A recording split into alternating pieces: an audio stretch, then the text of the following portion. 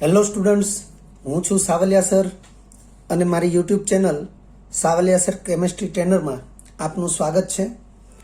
વિદ્યાર્થી મિત્રો, 11th કેમેસ્ટ્રીનું chapter તત્વોનું વર્ગીકરણ અને ગુણધર્મોમાં આવર્તિતા,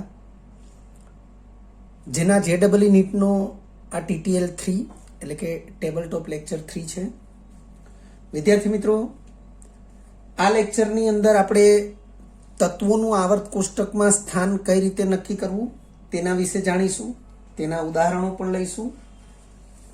એ ઉપરાંત આવર્તનીય ગુણધર્મોની યાદી અને સ્ક્રીનિંગ અસર તેમજ અસરકારક કેન્દ્રીય વીજભાર વિશે માહિતી મેળવીશું. લાસ્ટ લેક્ચર એટલે કે TTL 2, જેમાં આપણે આધુનિક આવર્ત કોષ્ટક વિશે અભ્યાસ કરેલો. આધુનિક આવર્ત કોષ્ટકનું પ્રાથમિક માળખું, જેમાં આવર્ત અને સમૂહ વિશે સમજ્યા હતા. ઉપરાંત આધુનિક આવર્ત કોષ્ટકનું વિભાગીય માળખું, જેમાં આપણે S, P, D અને F એમ 4 વિભાગો વિશે પણ સમજ્યા હતા. તો શરૂ કરીએ. તત્વનું આવર્ત કોષ્ટકમાં સ્થાન નક્કી કરવું. વિદ્યાર્થી મિત્રો, ખૂબ જ અગત્યની માહિતી, કારણ કે જેના પરથી MCQ પૂછાવાની શક્યતા રહેલી છે તેવો આ ટોપિક, અને ઘણા MCQ આના ઉપરથી પૂછાઈ ચૂક્યા છે. આધુનિક આવર્ત કોષ્ટકમાં કોઈ પણ તત્વ નિયત આવર્ત અને નિયત સમૂહમાં ગોઠવાયેલો હોય છે, જેને તે તત્વનું નિશ્ચિત સ્થાન કહે છે. વિદ્યાર્થી મિત્રો, સમસ્થાનિકો આ શબ્દથી જો આપણે પરિચિત હોઈએ તો સમસ્થાનિકો માટે આટલી બાબત છે. આવર્ત કોષ્ટકમાં સ્થાન સમાન હોય છે. આવર્ત કોષ્ટકમાં સ્થાન સમાન ત્યારે જ હોય જ્યારે ઇલેક્ટ્રોન સંખ્યા અથવા એને પ્રોટોન સંખ્યા પણ આપણે કહીશું, કારણ કે સમસ્થાનિકમાં પ્રોટોન સંખ્યા સમાન હોય, સામે ઇલેક્ટ્રોન સંખ્યા પણ સમાન હોય. એટલે પ્રોટોન સંખ્યા સમાન હોય, પરંતુ ન્યુટ્રોન સંખ્યા ભિન્ન હોય. અર્થ કે આવર્ત કોષ્ટકમાં સ્થાન નક્કી કરવા માટે ઇલેક્ટ્રોન સંખ્યાને ધ્યાનમાં લેવામાં આવે છે અથવા પ્રોટોન સંખ્યાને ધ્યાનમાં લેવામાં આવે છે. ઇલેક્ટ્રોન સંખ્યા અને પ્રોટોન સંખ્યાને પરમાણુ ક્રમાંક Z કહે છે. અર્થ કે સમસ્થાનિકો માટે પરમાણુ ક્રમાંક સમાન હોય છે, પરંતુ પરમાણુ દળાંક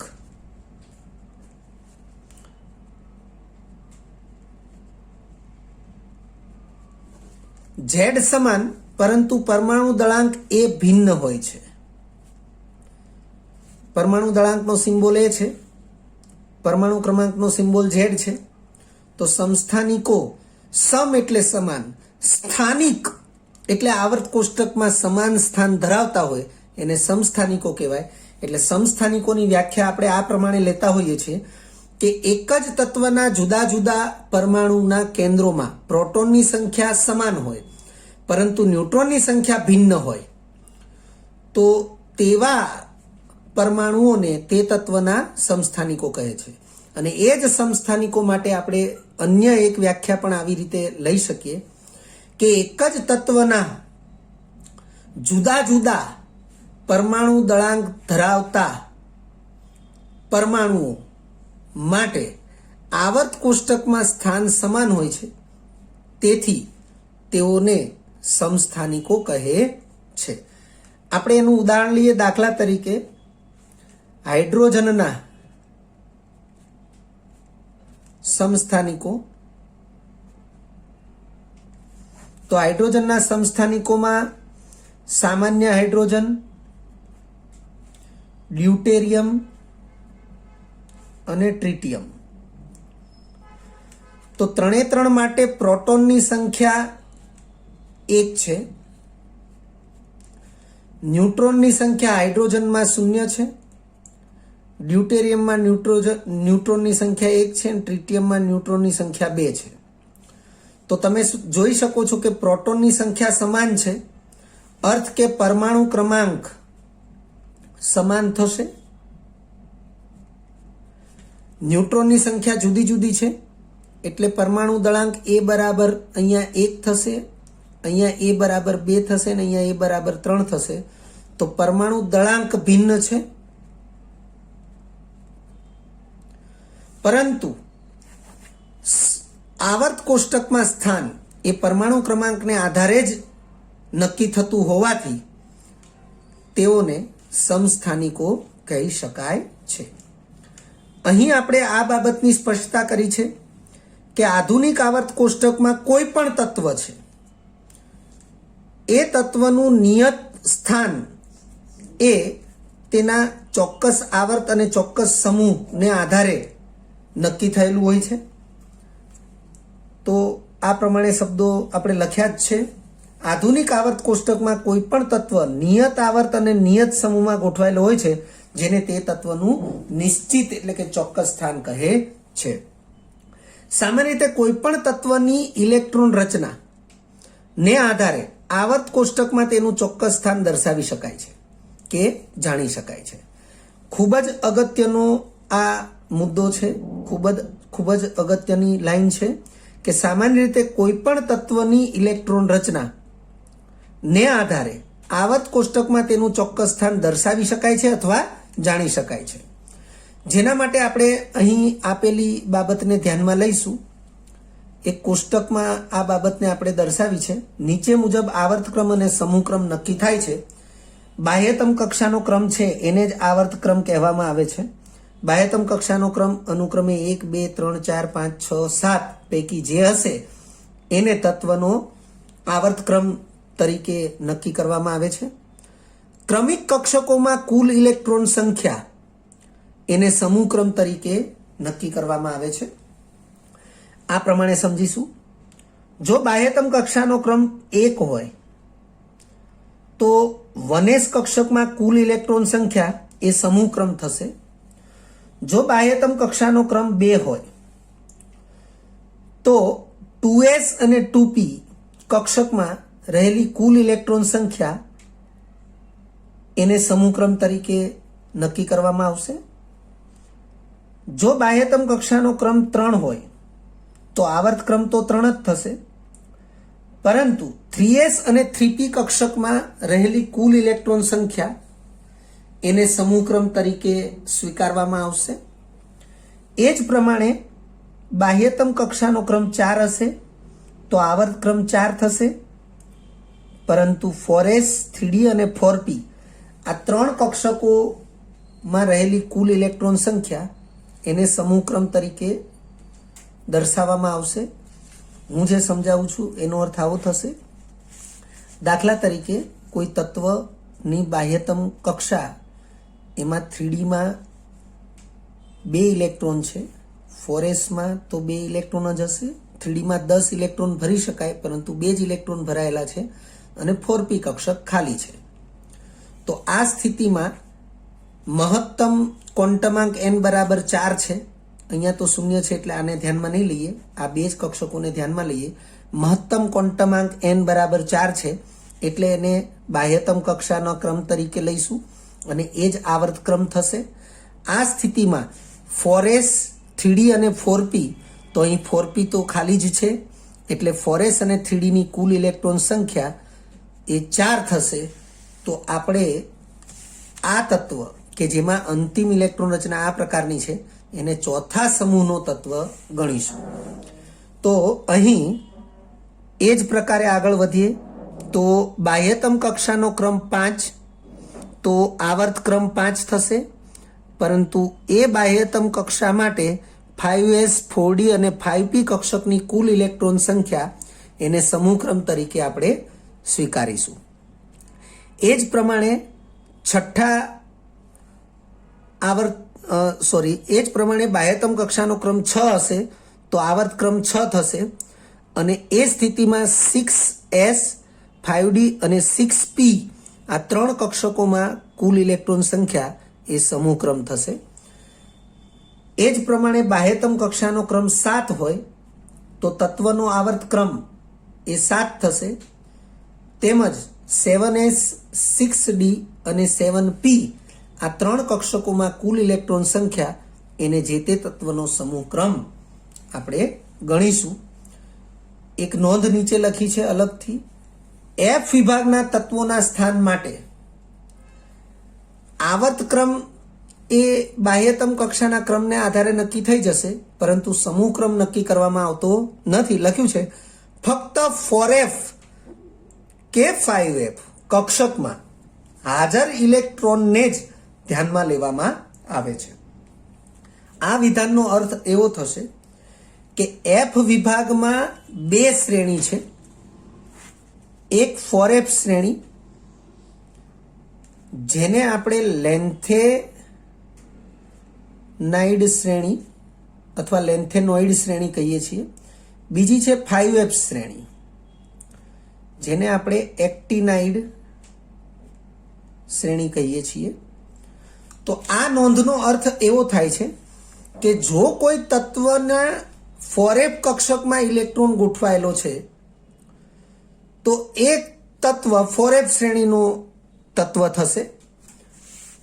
જો કોઈ તત્વનો અંતિમ ઇલેક્ટ્રોન 5f શ્રેણીમાં ગોઠવાયેલો છે અથવા તો 5f કક્ષકમાં ગોઠવાયેલો છે તો તે તત્વ 5f શ્રેણી એટલે કે એક્ટિનાઇડ શ્રેણીનો તત્વ થશે. આપણે એ બાબતને જાણીએ છીએ કે 5f શ્રેણી એ આવર્ત ક્રમ 6 માં આવશે અને 5f શ્રેણી એ આવર્ત ક્રમ 7 માં આવશે. ફરીથી 4f શ્રેણી એ આવર્ત ક્રમ 6 માં આવશે, 5f શ્રેણી એ આવર્ત ક્રમ 7 માં આવશે. એટલે અહીં જે કંઈ લખ્યું છે એનો સીધો જ અર્થ છે કે F વિભાગના તત્વો માટે આવર્ત ક્રમ તો નક્કી થશે, પરંતુ સમૂહ ક્રમ નક્કી નથી થતો. જો અંતિમ ઇલેક્ટ્રોન 4f કક્ષકમાં હોય તો એને 4f શ્રેણીનો તત્વ કહેવાશે. અંતિમ ઇલેક્ટ્રોન 5f કક્ષકમાં હોય તો એને 5f શ્રેણીનો ઇલેક્ટ્રોન કહેવાશે. કેટલાક ઉદાહરણો દ્વારા આપણે એને સમજીશું. લખ્યું છે પહેલું ઉદાહરણ, દાખલા તરીકે એક સોડિયમનો પરમાણુ ક્રમાંક 11 છે. ઇલેક્ટ્રોન રચના આ પ્રમાણે થશે 1s2 2s2 2p6 3s1. અથવા 10 ઇલેક્ટ્રોન એ નિયોનના છે તો નિયોન કમ્પ્લીટ 3s1. વિદ્યાર્થી મિત્રો, તમે જોઈ શકો છો કે મહત્તમ મુખ્ય ક્વોન્ટમાંકનું મહત્તમ મૂલ્ય 3 છે. તો n બરાબર 3 એ મહત્તમ મૂલ્ય છે, તો એને આપણે બાહ્યતમ કક્ષા તરીકે લઈશું. એટલે અંતિમ કક્ષાનો ક્રમ 3 એ આવર્ત ક્રમ કહેવાશે. પછી બાહ્યતમ કક્ષા નંબર 3 એમાં ફક્ત ને ફક્ત S કક્ષક જ હાજર છે, અન્ય કક્ષકો અહીં દર્શાવેલ નથી અથવા ઉપયોગી થયેલ નથી. તો એ બાહ્યતમ કક્ષામાં એક જ ઇલેક્ટ્રોન છે, તો સમૂહ ક્રમ 1 થશે. તો આપણે અહીં લખ્યું છે અંતિમ કક્ષામાં કુલ ઇલેક્ટ્રોન સંખ્યા 1 છે અને તેથી સોડિયમ એ ત્રીજા આવર્તનો અને પહેલા સમૂહનું તત્વ થશે. ઉપરાંત અંતિમ ઇલેક્ટ્રોન S કક્ષકમાં ગોઠવાયેલો છે, તેથી સોડિયમ S વિભાગનું તત્વ પણ કહેવાશે. ત્યારબાદ કેલ્શિયમ છે. તો તમે જોઈ શકો છો પરમાણુ ક્રમાંક Z બરાબર 20 છે. ઇલેક્ટ્રોન રચના 1s2 2s2 2p6 3s2 3p6 4s2. 20 electron ગોઠવાઈ ચૂક્યા છે, પરંતુ 3p6 સુધીમાં 18 ઇલેક્ટ્રોન એ આર્ગનના થશે. તો આપણે આને આર્ગન કમ્પ્લીટ 4s2 લખી શકીએ. તમે જોઈ શકો છો અહીંયા મહત્તમ મુખ્ય ક્વોન્ટમાંકનું મહત્તમ મૂલ્ય n બરાબર 4 છે. એટલે આવર્ત ક્રમ 4 થશે, કારણ કે બાહ્યતમ અથવા અંતિમ કક્ષાનો ક્રમ એ 4 થયો. ઉપરાંત અંતિમ ઇલેક્ટ્રોન S કક્ષકમાં જ ગોઠવાયેલ છે, આથી કેલ્શિયમ S વિભાગનું તત્વ થયું. અને બાહ્યતમ કક્ષા નંબર 4 એમાં કુલ ઇલેક્ટ્રોનની સંખ્યા 2 છે, તેથી સમૂહ ક્રમ 2 થશે. આમ કેલ્શિયમ એ આવર્ત કોષ્ટકમાં ચોથા આવર્ત અને બીજા સમૂહનું તત્વ થશે, તેમજ તે S વિભાગનું તત્વ પણ કહેવાશે. વિદ્યાર્થી મિત્રો, અહીં જે પ્રમાણે લખ્યું છે એ પ્રમાણે તમે આવર્ત કોષ્ટકમાં ચકાસી શકો છો. ત્રીજા નંબરે છે મેગ્નેશિયમ. ત્રીજા નંબરે છે મેંગેનીઝ. મેંગેનીઝ નો પરમાણુ ક્રમાંક Z બરાબર 25 છે. ઇલેક્ટ્રોન રચના તમે જોઈ શકો છો 1s2 2s2 2p6 3s2 3p6 4s2 3d5 છે. પરંતુ 3p6 સુધીના 18 ઇલેક્ટ્રોન આર્ગનના છે, તો આપણે એને આર્ગન કમ્પ્લીટ અને પછી 3d5 4s2 આ પ્રમાણે લખવાની પ્રથા હોય છે કોર ઇલેક્ટ્રોન રચનામાં, કે બાકી રહેતા કક્ષકો માટે મુખ્ય ક્વોન્ટમાંકના ચડતા ક્રમમાં કક્ષકોને દર્શાવવાની અથવા લખવાની હોય છે. તો તમે અહીં જોઈ શકો છો કે મુખ્ય ક્વોન્ટમાંકનું મહત્તમ મૂલ્ય n બરાબર 4 છે, એટલે બાહ્યતમ કક્ષાનો ક્રમ n બરાબર 4 થશે, એટલે આવર્ત ક્રમ 4 થશે. પરંતુ અંતિમ ઇલેક્ટ્રોન ડી કક્ષકમાં ભરાયેલો છે, તેથી મેંગેનીઝ એ ડી વિભાગનું તત્વ થશે.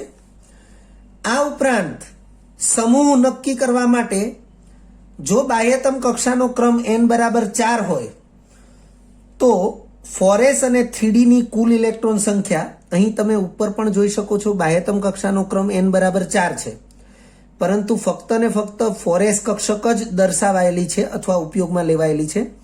અહીં 4s કક્ષક પછી 3d કક્ષકમાં ઇલેક્ટ્રોન દાખલ થાય છે. અને આપણા કોષ્ટક પ્રમાણે આપણે જે કોષ્ટકનો અભ્યાસ કર્યો એ કોષ્ટકમાં ફરીથી નજર નાખી લઈએ કે જો n બરાબર 4 છે, બાહ્યતમ કક્ષાનો ક્રમ n બરાબર 4 છે, તો 4s 3d અને 4p આ ત્રણ કક્ષકોના કુલ ઇલેક્ટ્રોનની સંખ્યા એને સમૂહક્રમ તરીકે આપણે લેવાની છે. પરંતુ તમે અહીં જોઈ શકો છો કે 4s અને 3d બે કક્ષકો છે, 4p કક્ષકનો ઉપયોગ થયેલ નથી. તો જે કક્ષકોનો ઉપયોગ થયેલો હોય કોષ્ટક પ્રમાણે એ કક્ષકોની કુલ ઇલેક્ટ્રોન સંખ્યાને આપણે ધ્યાનમાં લેવી પડે. તો તમે અહીં જોઈ શકો છો કે 4s અને 3d એ બે કક્ષકોનો ઉપયોગ થયેલો છે, તો 4s ના 2 ઇલેક્ટ્રોન અને 3d ના 5 ઇલેક્ટ્રોન, કુલ ઇલેક્ટ્રોન સંખ્યા 7 થશે, એટલે સમૂહ ક્રમ મેંગેનીઝ માટે 7 આવશે. ત્યારબાદ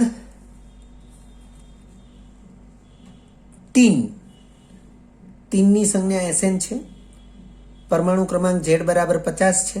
ઇલેક્ટ્રોન રચના આપણે દર્શાવેલી છે 1s2 2s2 2p6 3s2 3p6 4s2 3d10 4p6 5s2 4d10 5p2.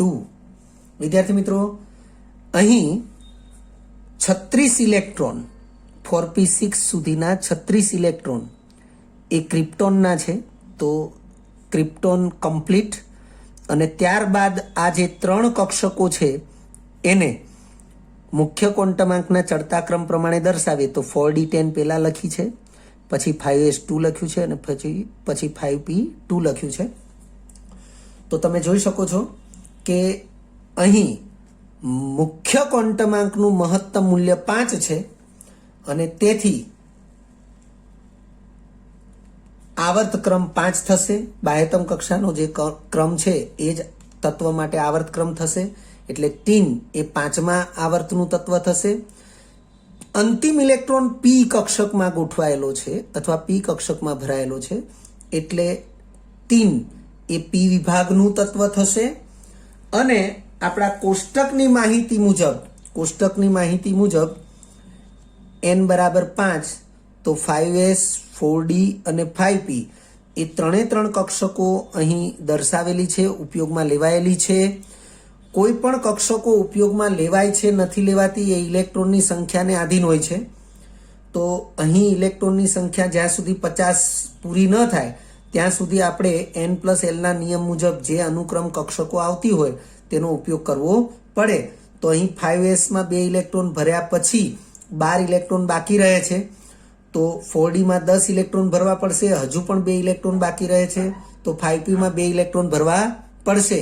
અને એ પ્રમાણે આપણે અહીં 5s 4d અને 5p ત્રણ કક્ષકો ઉપયોગમાં લેવાયેલી છે, એટલે ત્રણ કક્ષકોની કુલ ઇલેક્ટ્રોન સંખ્યાને આપણે સમૂહ ક્રમ તરીકે વિચારવી પડે. તો તમે જોઈ શકો છો ત્રણ કક્ષક એટલે 5s, એમાં 2 ઇલેક્ટ્રોન છે, 4d એમાં 10 ઇલેક્ટ્રોન છે, અને 5p એમાં 2 ઇલેક્ટ્રોન છે. કુલ ઇલેક્ટ્રોન સંખ્યા થશે 14, એટલે સમૂહ ક્રમ થશે 14. અને આપણે કૌંસમાં દર્શાવેલું જ છે 5s, 4d અને 5p કક્ષકોની કુલ ઇલેક્ટ્રોન સંખ્યા. ત્યાર પછી ગેડોલિનિયમ છે, સંજ્ઞા GD છે, Z બરાબર 64 છે.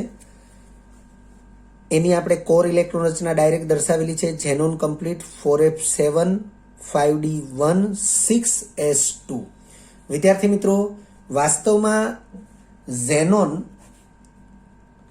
એનો Z બરાબર 54 છે. અર્થ કે જ્યારે 5p માં 6 ઇલેક્ટ્રોન ભરાઈ જાય એટલે કે ઝેનોનના 54 ઇલેક્ટ્રોન અહીંયા પૂરા થાય, એ પછી 6s માં 2 ઇલેક્ટ્રોન ભરાય છે, ત્યારબાદ 5d માં 1 ઇલેક્ટ્રોન ભરાય છે, અને ત્યારબાદ 4f માં 7 ઇલેક્ટ્રોન ભરાય છે. આ પ્રકારે અહીંયા 5p6 થાય એટલે ઝેનોન કમ્પ્લીટ થઈ જાય. એટલે ઝેનોન કમ્પ્લીટ 54 ઇલેક્ટ્રોન પૂરા થઈ ગયા, અને ત્યારબાદ આ 10 ઇલેક્ટ્રોનની ગોઠવણી 2 + 1 + 7 એટલે 10 ઇલેક્ટ્રોનની જે ગોઠવણી છે એ 10 ઇલેક્ટ્રોનની ગોઠવણી અનુક્રમે આ રીતે થશે: 6s માં 2 ઇલેક્ટ્રોન ગોઠવાશે, 5d માં 1 ઇલેક્ટ્રોન ગોઠવાશે, 4f માં 7 ઇલેક્ટ્રોન ગોઠવાશે. તો તમે જોઈ શકો છો કે મહત્તમ મૂલ્ય, મુખ્ય ક્વોન્ટમાંકનું મહત્તમ મૂલ્ય 6 છે. એટલે ગેડોલિનિયમનો આવર્ત ક્રમ એ 6 થશે, પરંતુ અંતિમ ઇલેક્ટ્રોન F કક્ષકમાં દાખલ થયેલો છે. અંતિમ ઇલેક્ટ્રોન F કક્ષકમાં દાખલ થયેલો છે, એટલે ગેડોલિનિયમ એ F વિભાગનું તત્વ કહેવાશે. અને આપણે અગાઉ ચર્ચા કરી તે પ્રમાણે જો F વિભાગનું તત્વ છે તો સમૂહ ક્રમ નક્કી થતો નથી, એને શ્રેણીથી દર્શાવવામાં આવે છે. એટલે ગેડોલિનિયમ એ 4f શ્રેણીનું તત્વ છે, કારણ કે 4f કક્ષકમાં ઇલેક્ટ્રોન ગોઠવાયેલો છે. અંતિમ ઇલેક્ટ્રોન 4f કક્ષકમાં ગોઠવાયેલો હોવાથી તે 4f શ્રેણીનું અથવા લેન્થેનાઇડ શ્રેણીનું તત્વ છે. વિદ્યાર્થી મિત્રો, મેં ફરીથી આ નોંધને અહીં સ્પષ્ટ કરી છે કે F વિભાગના તત્વોનું સ્થાન દર્શાવવા માટે સમૂહને બદલે શ્રેણીનો ઉપયોગ થાય છે. ત્યારબાદ આવર્તનીય ગુણધર્મોની યાદી છે. વિદ્યાર્થી મિત્રો, આપણું જે ચેપ્ટર છે તત્વોનું વર્ગીકરણ અને ગુણધર્મોમાં આવર્તિતા, એટલે એવા ગુણધર્મો કે જે આવર્તી વલણ દર્શાવે છે એને આપણે આવર્તનીય ગુણધર્મો કહીશું. અને એવા આવર્તનીય ગુણધર્મોની ફક્ત આપણે અહીં યાદી જોઈ રહ્યા છીએ, કારણ કે આ જ ગુણધર્મો માટે આપણે તત્વોની લાક્ષણિકતાઓને સમજવાની હોય છે. આવા આવર્તનીય ગુણધર્મોને લગતા MCQ પણ ખાસ પૂછાતા હોય છે. તમે જોઈ શકો છો, પહેલો ગુણધર્મ છે પરમાણ્વીય ત્રિજ્યા. પરમાણ્વીય ત્રિજ્યા એને પેરેલલ અથવા એનું જ સમાનાર્થી આપણે પરમાણુ કદ એવું પણ વિચારીશું, કારણ કે પરમાણ્વીય ત્રિજ્યા વધુ હશે તો પરમાણુ કદ વધુ હશે, પરમાણ્વીય ત્રિજ્યા ઓછી હશે તો પરમાણુ કદ ઓછું હશે. એટલે ત્રિજ્યા અને કદ એકબીજા સાથે સંકળાયેલા છે, જે આપણે જાણીએ છીએ. એ જ પ્રમાણે આયનીય ત્રિજ્યા અથવા આયનનું કદ પણ એ આવર્તનીય ગુણધર્મ છે. બીજા નંબરે છે અસરકારક કેન્દ્રીય વીજભાર. ત્રીજા નંબરે છે સ્ક્રીનિંગ અસર અથવા આચ્છાદન અસર. વાસ્તવમાં સ્ક્રીનિંગ અસરને લીધે અસરકારક કેન્દ્રીય વીજભારનો અભ્યાસ હોય છે. આ બંને પણ એકબીજા સાથે સંકળાયેલા જ છે, પરંતુ આપણે અહીં એને બંનેને અલગ ક્રમ આપ્યા છે. ચોથા નંબરે છે આયનીકરણ એન્થાલ્પી, જેને ΔHI કહે છે. આયનીકરણ એન્થાલ્પી પણ ખૂબ જ અગત્યનો ગુણધર્મ છે અને તેના ઉપરના MCQ પણ ખૂબ જ મહત્વતા દર્શાવે છે. આયનીકરણ એન્થાલ્પી એ તત્વની એક વિશિષ્ટ લાક્ષણિકતા પણ કહી શકાય. ઇલેક્ટ્રોન પ્રાપ્તિ એન્થાલ્પી તો એ પણ ΔHEG સંજ્ઞા વડે દર્શાવી શકાય છે, અને એ પણ તત્વ માટેની એક મહત્વની લાક્ષણિકતા છે. છઠ્ઠા નંબરે છે વિદ્યુત ઋણતા. વિદ્યુત ઋણતા એ વાસ્તવમાં અધાતુપણાનો ગુણ દર્શાવે છે એટલે વિદ્યુત ઋણતા, અને સાથે સાથે લખ્યું છે તેમજ અધાત્વીય ગુણ. 7મા નંબરે છે વિદ્યુત ધનમયતા તેમજ ધાત્વીય ગુણ, કારણ કે વિદ્યુત ધનમયતા એ ધાત્વીય ગુણનો પર્યાય અથવા ધાત્વીય ગુણનું સમાનાર્થી પણ કહી શકાય, કારણ કે જે તત્વો ધાત્વીય ગુણ ધરાવે છે એ વિદ્યુત ધનમયતા ધરાવતા જ હોય છે. એ જ પ્રમાણે જે તત્વો અધાત્વીય ગુણ ધરાવતા હોય છે એ વિદ્યુત ઋણમયતા પણ ધરાવતા જ હોય છે. ત્યારબાદ છે સ્ક્રીનિંગ અસર અને અસરકારક કેન્દ્રીય વીજભાર. આપણે જે હમણાં આવર્તનીય ગુણધર્મોની યાદી જોઈ એમાં બીજા અને ત્રીજા નંબરના જે આવર્તનીય ગુણધર્મો છે જેને આપણે અહીંયા એક જ ટાઇટલની અંડરમાં ભણી લઈએ છીએ. સ્ક્રીનિંગ અસર અને અસરકારક કેન્દ્રીય વીજભાર ખૂબ જ ધ્યાનથી સમજી લેવું જરૂરી છે, કારણ કે સ્ક્રીનિંગ અસર અને અસરકારક કેન્દ્રીય વીજભાર એ અન્ય આવર્તનીય ગુણધર્મોને પણ અસર કરનારા પરિબળ તરીકે વર્તે છે. લખ્યું છે સામાન્ય રીતે 2 કે તેથી વધુ, આમ તો સામાન્ય રીતે 2 થી વધુ કક્ષામાં ઇલેક્ટ્રોન રચના ધરાવતા પરમાણુઓમાં. તો આ એક સામાન્ય બાબત લખી છે કે જો એક જ કક્ષા કે 2 કક્ષા સુધીની ઇલેક્ટ્રોન રચના હશે તો તત્વોમાં સ્ક્રીનિંગ અસર એ બહુ નોંધનીય નહીં હોય, પરંતુ 2 થી વધુ કક્ષામાં ઇલેક્ટ્રોન રચના ધરાવતા પરમાણુઓ હશે તો એમાં સ્ક્રીનિંગ અસર નોંધનીય હશે. એટલે આપણે અહીંયા પૂર્વ જે બાબતને સ્પષ્ટ કરી રહ્યા છીએ એમાં આ શબ્દોને મુખ્ય ગણ્યા છે કે સામાન્ય રીતે 2 થી વધુ કક્ષામાં ઇલેક્ટ્રોન રચના ધરાવતા પરમાણુઓમાં. આ જ શબ્દોને આપણે બીજી રીતે પણ કહી શકીએ કે વધુ ઇલેક્ટ્રોન સંખ્યા ધરાવતા પરમાણુઓમાં નીચે મુજબના 2 બળો હાજર હોય છે.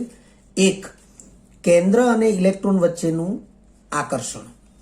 બીજું, ઇલેક્ટ્રોન વચ્ચેનું અપાકર્ષણ. વિદ્યાર્થી મિત્રો, આપણે કંઈક આવું જાણીએ કે સામાન્ય રીતે પરમાણુ કેન્દ્ર જે છે એ ધનભારીય છે અને કક્ષામાં જે ઇલેક્ટ્રોન છે એ ઋણભારીય છે.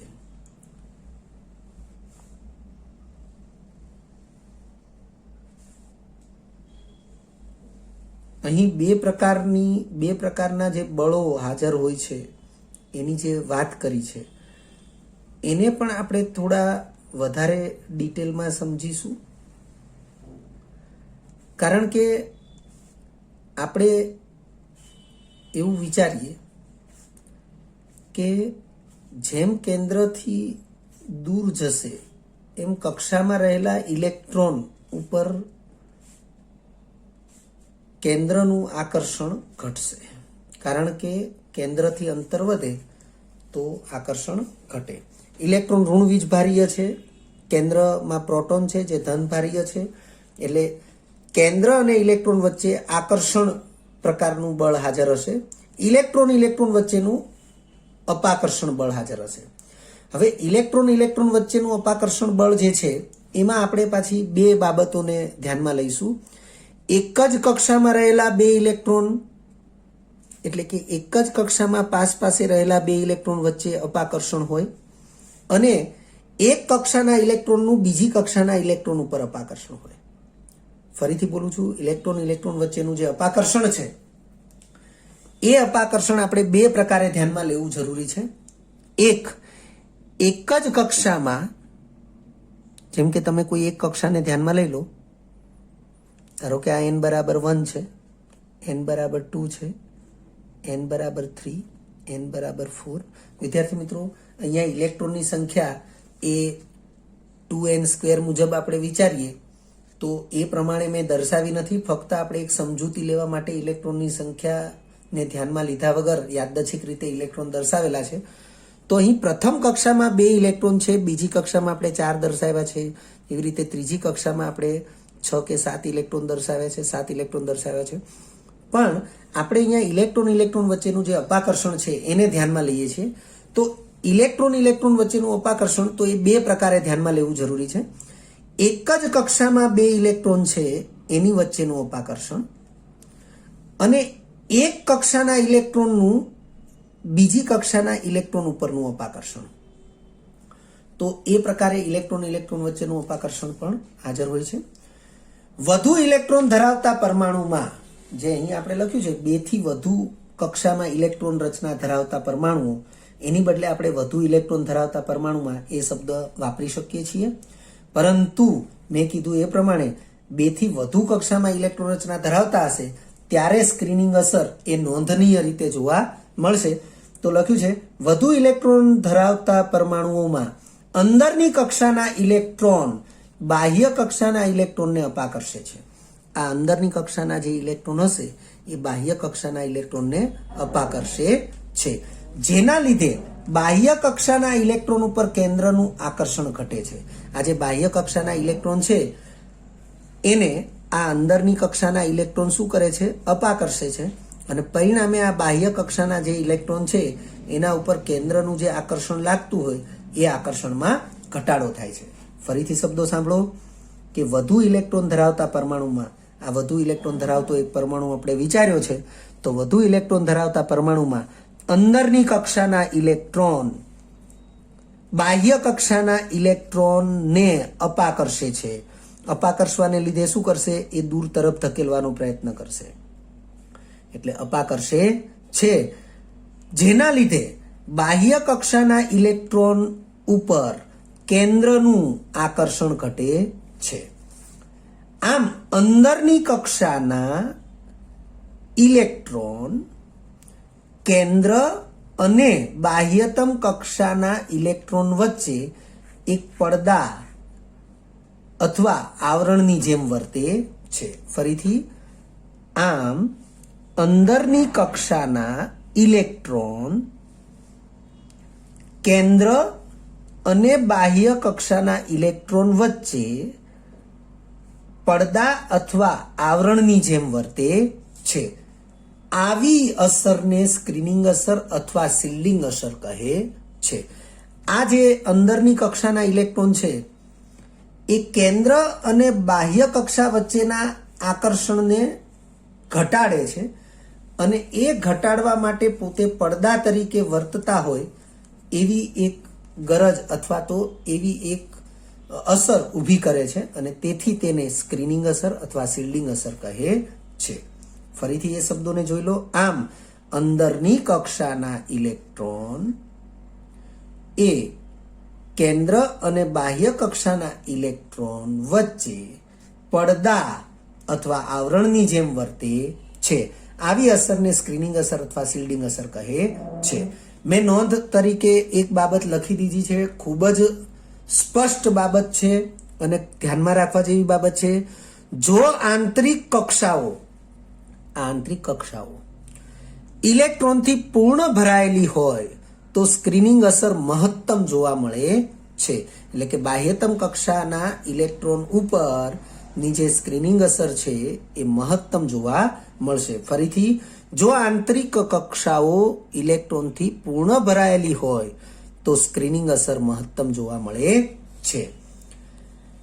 આ સ્થિતિમાં, એટલે કે સ્ક્રીનિંગ અસર લાગુ પડેલી હોય એ સ્થિતિમાં આપણે બીજા શબ્દોમાં કહીએ તો બાહ્યતમ કક્ષા ઉપર કેન્દ્રના આકર્ષણને ઓછું લાગુ પાડવાની સ્થિતિમાં, કારણ કે આવી અસર એ અંદરની કક્ષાના ઇલેક્ટ્રોન વડે લાગુ પડે છે, તો આ સ્થિતિમાં બાહ્ય કક્ષાના એટલે કે સંયોજકતા ઇલેક્ટ્રોન ઉપર કેન્દ્રનો અમુક જ વીજભાર અસર કરતો હોય છે.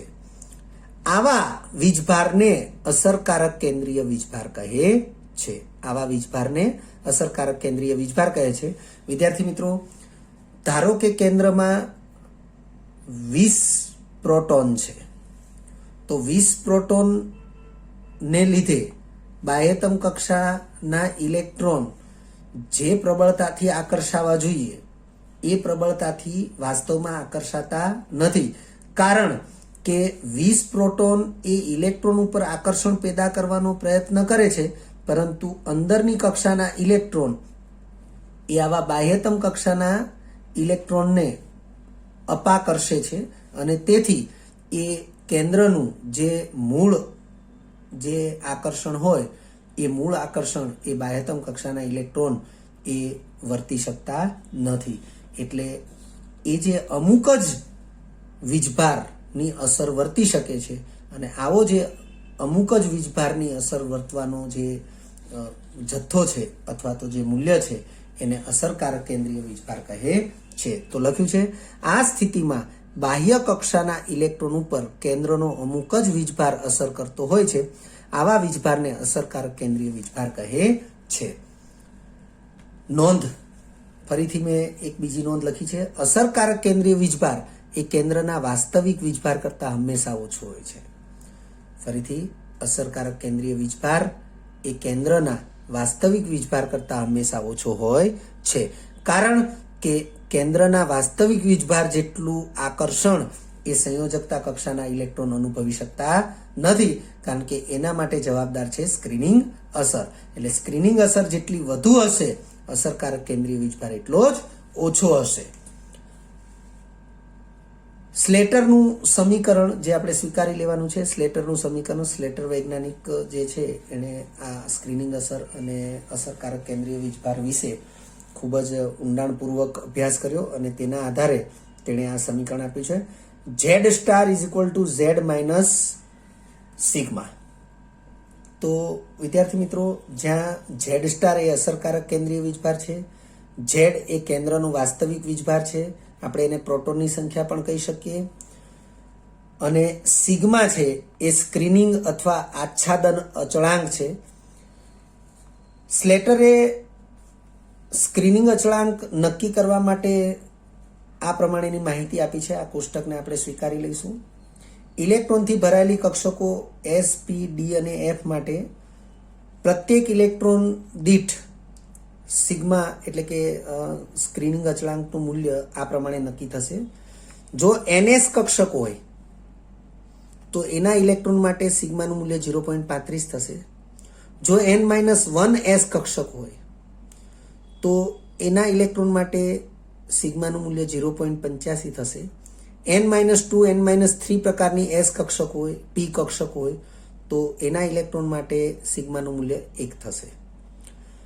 ફરીથી, S અને P કક્ષકોના ઇલેક્ટ્રોન માટે સિગ્મા એટલે કે સ્ક્રીનિંગ અચળાંકનું મૂલ્ય આ પ્રમાણે નક્કી થશે.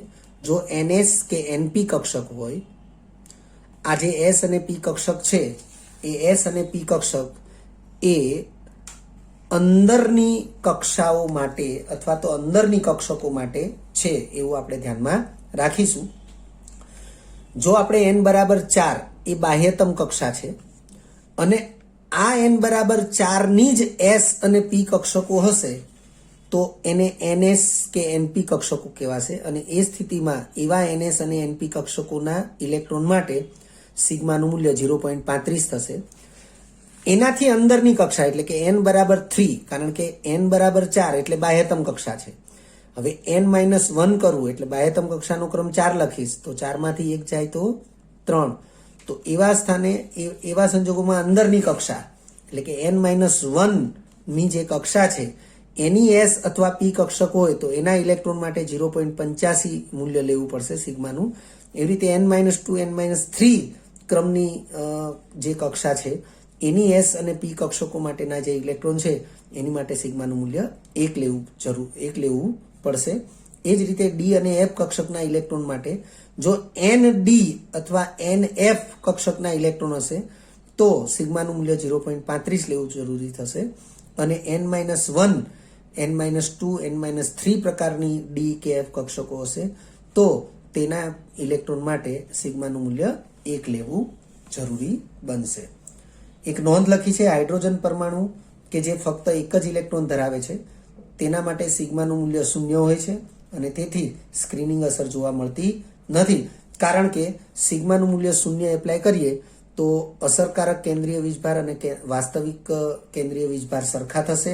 એટલે લખ્યું છે તેથી અસરકારક કેન્દ્રીય વીજભાર બરાબર કેન્દ્રનો વાસ્તવિક વીજભાર એટલે કે ઝેડ સ્ટાર બરાબર ઝેડ થશે. વિદ્યાર્થી મિત્રો, જો તમને આ વિડીયો લેક્ચર ગમ્યો હોય તો લાઇક આપજો, શેર કરજો અને સબસ્ક્રાઇબ પણ કરજો.